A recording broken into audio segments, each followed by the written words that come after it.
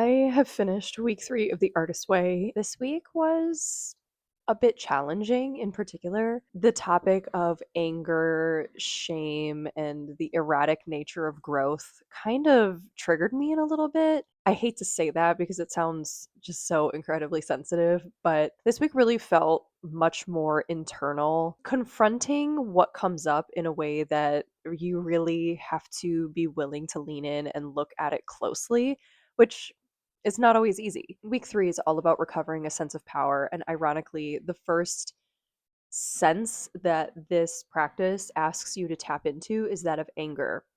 And not in a reckless or fiery way necessarily, but that anger is a compass that leads you into your true direction. If something doesn't feel authentic, if something doesn't feel right, anger bubbles up. And that's how you learn to know that you are not aligned or that you're not living out this creative identity and creative purpose that you are here to live out. I found this a little bit difficult to accept because anger is actually an emotion that I try very hard to lessen in my life. I try very hard to decrease the amount of times I am angry. And I did quite a bit of just detective work, as is called upon in week 3, to kind of decipher where these different sources of anger are coming up for me.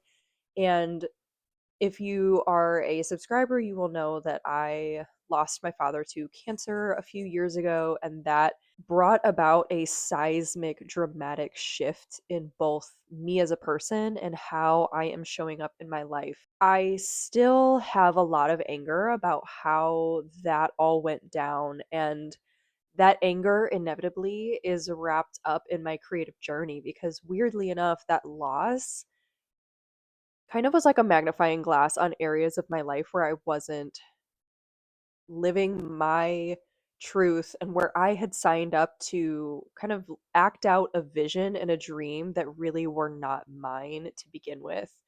A lot of my 30s has been unlearning the paths or life or decisions that I thought I needed to make to be quote unquote successful.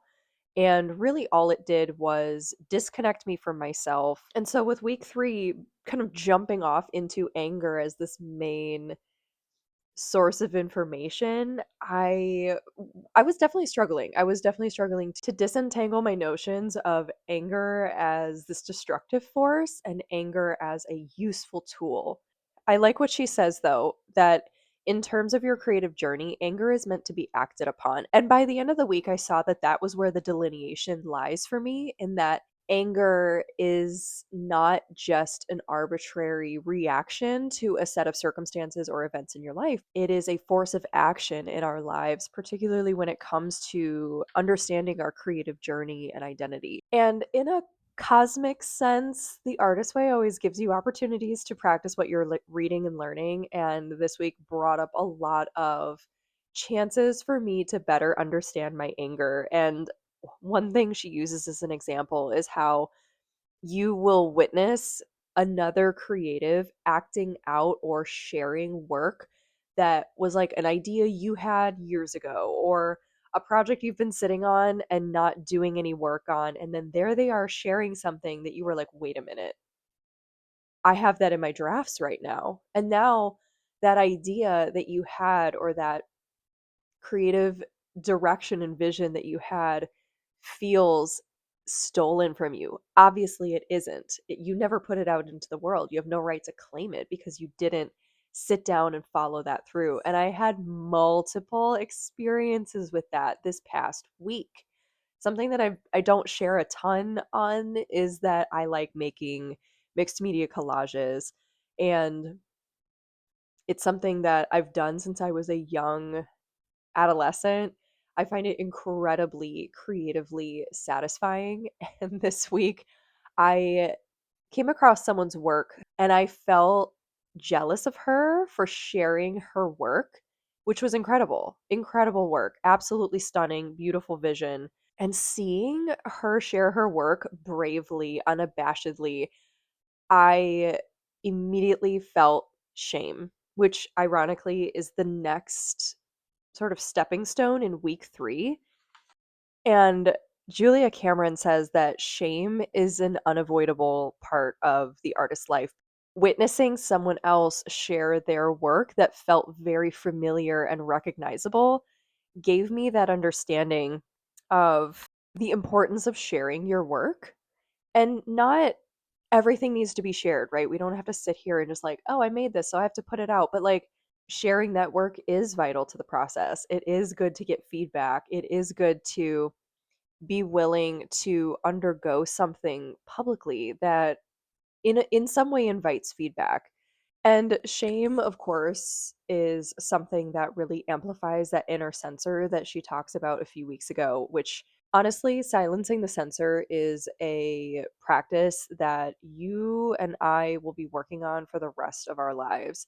Learning to see shame and anger as tools for authenticity and being vulnerable to show up for your craft, whatever that may be, is one of the biggest takeaways I've gotten from week 4. Julia Cameron really helps you understand original sources of shame, and obviously, many of those derive from our early childhood where we engaged in something or we explored something that exposed society unto itself or humanity unto itself, and we were shamed into silencing that expression. When you're working through this, you're inevitably going to look back at things that you experienced, and I saw how much internalization I had done about something being fundamentally wrong with me, because many of my early attempts at creative self-expression or discovery or really just even exerting my burgeoning sense of agency was often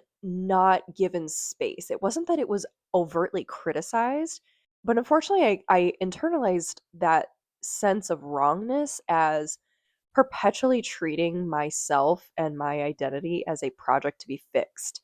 Something I'm really hoping to unlearn in my overall journey with the artist way is to finally let go of that fear of being seen creatively, seen holistically, and just show up, learn to trust my voice, learn to reject that early sense of something being fundamentally wrong with me, and instead move into leading with a sense of wonder in the world, in my own ability to observe and make connections from one thing to another. Due to this sense of feeling wrong or out of place, I've often dimmed my light where I should have been a little bit more trusting of myself and my instincts, my intuition, my capacity, my abilities. Julia Cameron makes another important distinction that creativity is the only cure for criticism. Not all criticism is bad. Some of it gives you this aha moment of that missing piece to really push your work into the realm of good to great. But bad criticism is amorphous. It's not specific. It is disparaging. And when you can learn to distinguish between good criticism and bad criticism, you can weather the stormy environment that often comes with unwarranted criticism a little bit better.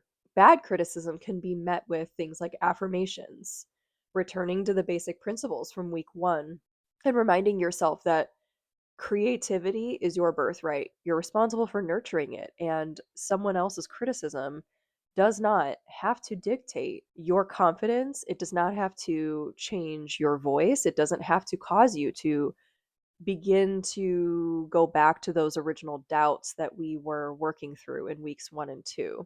My takeaway from some of the balancing that criticism and those doubts is sometimes this growth is only noticeable to you as the one undergoing this process.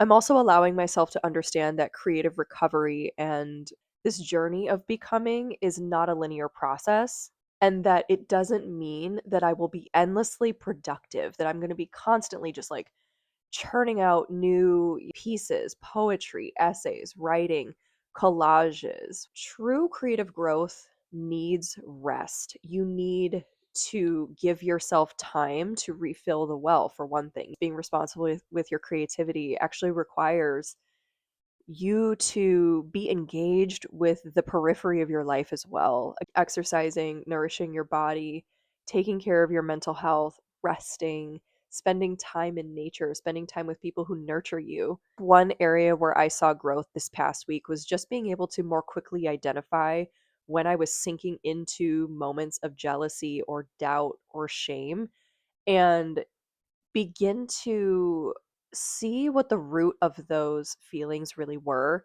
journal them out. Obviously, the morning pages, is a huge source of clarity, especially this week. Just kind of getting the nastiness out of your head and getting a sense of a better direction on the other side of that page.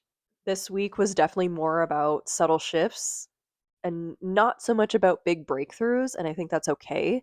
Sometimes growth is very uneven. It doesn't have a clear measure a lot of times, and sometimes I get discouraged when I don't see a lot of tangible growth, or maybe not producing as much work as I would like to produce. Week 3 reminded me that you're not going to be endlessly productive. But by continuing to show up in the little moments of the artist ways journey, right? Doing the tasks, the reading, continuing to do morning pages, when the time is right, that growth will become more evident. And it's about patience, it's about slowing down. That is growth itself. Even the sitting with vulnerability and being willing to continually show up for yourself in this way that maybe no one else in your life understands. It's okay to sit with yourself in those quiet, non-linear moments of growth.